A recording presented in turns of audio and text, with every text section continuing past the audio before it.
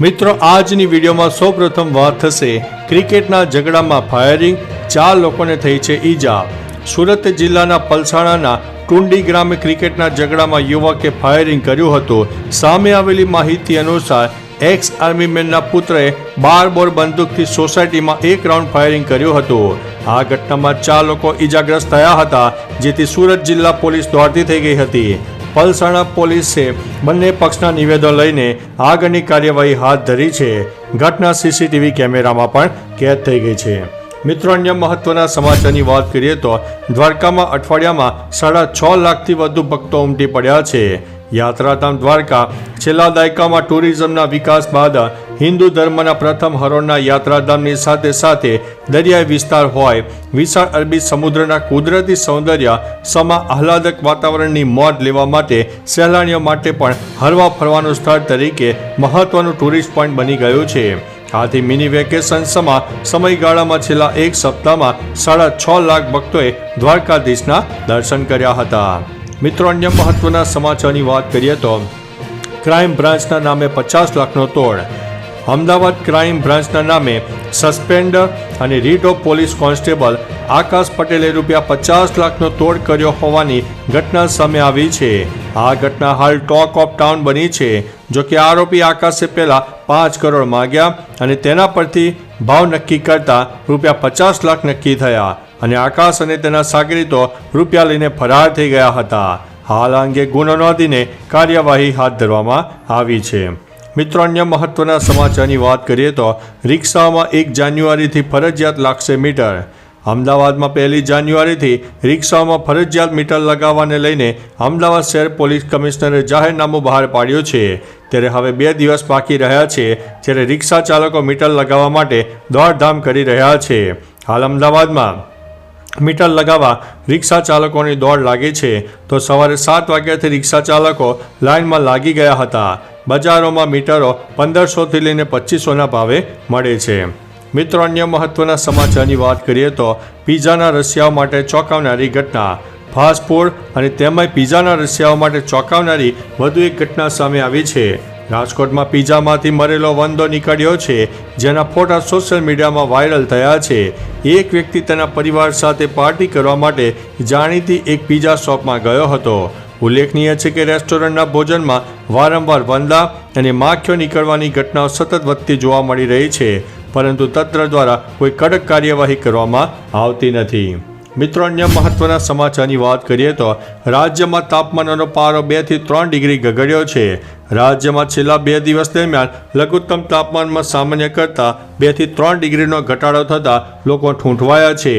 ઉત્તર અને ઉત્તર પૂર્વ તરફથી ફૂંકાઈ રહેલા પવનને કારણે હાલ લોકોને ધ્રુજાવી રહ્યા છે। 6.5 ડિગ્રી સામે કચ્છનું નલિયા વધુ એકવાર ઠંડુ ગાઢ શહેર બન્યું છે। ક્રિસમસ વેકેશનની મજા માણવા આવેલા પ્રવાસીઓ માઇનસ તાપમાનમાં પણ વાતાવરણની મોજ માણતા જોવા મળી રહ્યા હતા। મિત્રો, અન્ય મહત્વના સમાચારની વાત કરીએ તો ગુજરાતનો સૌથી લાંબો અંડરપાસ। સુરતીઓ માટે સારા સમાચાર છે। સુરતમાં ગુજરાતનો સૌથી લાંબો અંડરપાસ બની રહ્યો છે। ઓક્ટોબર 2020થી શરૂ થયેલા લિંબાયતને ડિંડોલીથી જોડતા અંડરપાસનું કામ પૂર્ણતાના આરે છે। ફેબ્રુઆરી મહિનામાં લોકો માટે શરૂ કરી દેવામાં આવે તેવી શક્યતાઓ છે। આ અંડરપાસ બ્રિજથી પ્રતિદિન 50,000થી વધુ વાહન ચાલકોને લાભ થશે। અંડરપાસમાં ફાયર સેફટી અને ગુંગળામણ ન થાય તે પ્રકારની સુવિધાઓ પણ કરવામાં આવી છે। મિત્રો, અન્ય મહત્વના સમાચારની વાત કરીએ તો યુવકે અકસ્માતે એક પગ ગુમાવ્યો, છતાંય જુસ્સો બુલંદ છે। રાજકોટમાં રહેતા દિવ્યાંગ યુવાન ભાવિન કુમાર ગોહેલે પોતાના જીવનને સાર્થક કરી લીધું છે। 5 વર્ષ પહેલા અકસ્માતમાં એક પગ ગુમાવ્યા બાદ પણ આર્ટિફિશિયલ પગ સાથે મેરેથોનમાં ભાગ લેવા માટે તેમજ બેડમિન્ટનમાં રાષ્ટ્રીય અને આંતરરાષ્ટ્રીય કક્ષાએ ઝળકીને પેરા ઓલિમ્પિકમાં ભારત માટે ગોલ્ડ મેડલ મેળવવાનું સ્વપ્ન લઈને દરરોજ તનતોડ પ્રેક્ટિસ પણ કરી રહ્યો છે। મિત્રો, અન્ય મહત્વના સમાચારની વાત કરીએ તો સોનું ખરીદવાની અનોખી તક। સોના ચાંદીના ભાવમાં ઘટાડો થતાં ખરીદી કરવાનો મોકો છે। 24 કેરેટ સોનાનો ભાવ 30 ડિસેમ્બરે 76,600 રૂપિયા પ્રતિ 10 ગ્રામ હતો, જ્યારે 24 કેરેટ 1 ગ્રામ સોનાની કિંમત 7,660 રૂપિયા છે, જ્યારે 22 કેરેટ સોનાનો ભાવ 70,270 રૂપિયા પ્રતિ 10 ગ્રામ છે। ઉલ્લેખનીય છે કે ગત સપ્તાહની સરખામણીમાં છેલ્લા એક સપ્તાહમાં સોનાની કિંમતમાં 0.6% વધારો થયો છે. મિત્રો, અન્ય મહત્વના સમાચારની વાત કરીએ તો ખેડૂતોનું પંજાબ બંધ, 163 ટ્રેનો રદ. હરિયાણા પંજાબની સંભો અને ખનૌરી બોર્ડર પર ચાલી રહેલા આંદોલનના સમર્થનમાં ખેડૂતોએ પંજાબ બંધ કર્યું છે. ખેડૂતોએ પંજાબના તમામ નેશનલ હાઈવે અને રેલવે ટ્રેક બંધ કરી દીધા હતા. સવારે 7 વાગ્યાથી ખેડૂતો 140 જગ્યાએ હાઈવે અને રેલવે ટ્રેક ઉપર બેઠા હતા, જેના કારણે અમૃતસર, જાલંધર, પાનીપત, દિલ્હી અને જમ્મુનો ટ્રાફિક સંપૂર્ણપણે બંધ થઈ ગયો હતો. ખેડૂતોની હડતાલને કારણે રેલવે વંદે ભારત સહિત 163 ટ્રેનો પણ રદ કરી છે.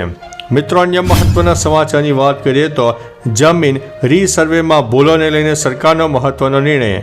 ગુજરાતમાં જમીન રીસર્વેમાં ભૂલોને લઈને સરકારનો મહત્વનો નિર્ણય સામે આવ્યો છે. જમીનના રેકોર્ડ રીસર્વે પ્રમોલગેશનની ક્ષતિઓ માટે નિર્ણય લેવામાં આવ્યા છે. ક્ષતિ દૂર કરવા માટે 31 ડિસેમ્બર 2025 સુધી અરજી કરી શકાશે. ક્ષતિઓ દૂર કરવા માટે 1 વર્ષનો વધારાનો સમય આપવામાં આવ્યો છે. સાથે સાથે ખેડૂતોના ભારે વિરોધ બાદ સરકારે મુદત વધારી છે અને રીસર્વેની કામગીરીમાં અનેક પ્રકારની ભૂલો પણ સામે આવી છે. તો ચાલો મિત્રો, ફરીથી દેશ અને દુનિયાના સુપરફાસ્ટ સમાચાર લઈને મળતા રહીશું. ત્યાં સુધી અમને રજા આપશો. નમસ્તે.